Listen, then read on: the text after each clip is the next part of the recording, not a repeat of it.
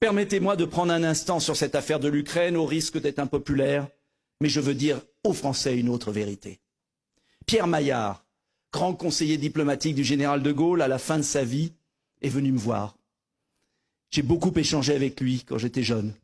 Et il m'avait dit un jour, lui qui a fait la politique étrangère de la France auprès du général de Gaulle, il m'avait dit, jeune homme, il n'y a pas de bonne politique étrangère en soi.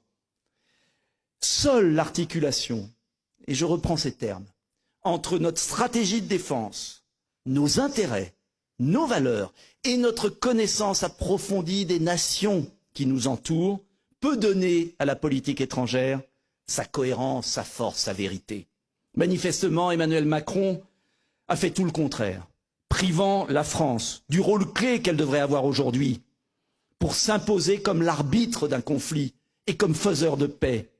Il a préféré plutôt devenir le petit télégraphiste de Joe Biden et de Ursula von der Leyen, c'est-à-dire de jeter de l'huile sur le feu et de précipiter l'Europe vers la guerre totale, car c'est le vrai danger en cet automne.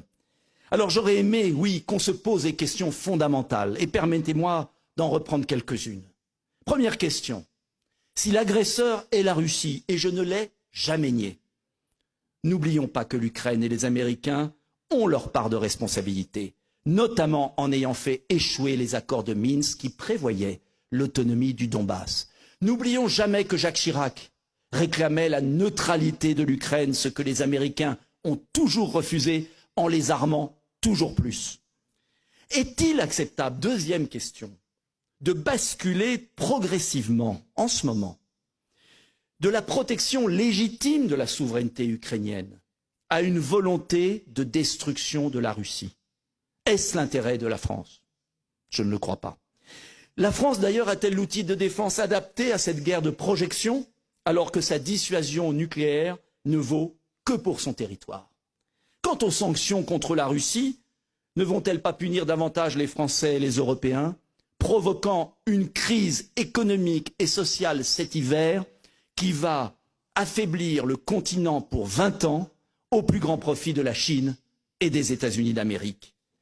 Enfin, est-ce vraiment crédible de porter en bandoulière nos valeurs quand on va, pour punir Poutine, chercher le soutien de régimes pires en Arabie Saoudite, qui ont massacré les Yéménites, au Qatar, qui finance des mosquées islamistes, ou en Azerbaïdjan, qui massacre nos frères chrétiens arméniens?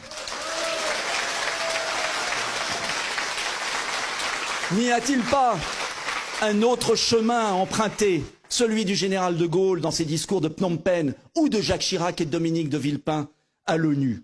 Vous l'avez compris, car les réponses sont dans les questions.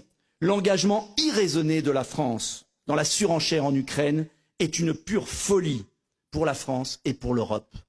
Voilà pourquoi je réitère mon plan de paix, autonomie du Donbass, démilitarisation de l'Ukraine, retrait bien sûr des troupes russes, élections libres sous l'égide de l'ONU.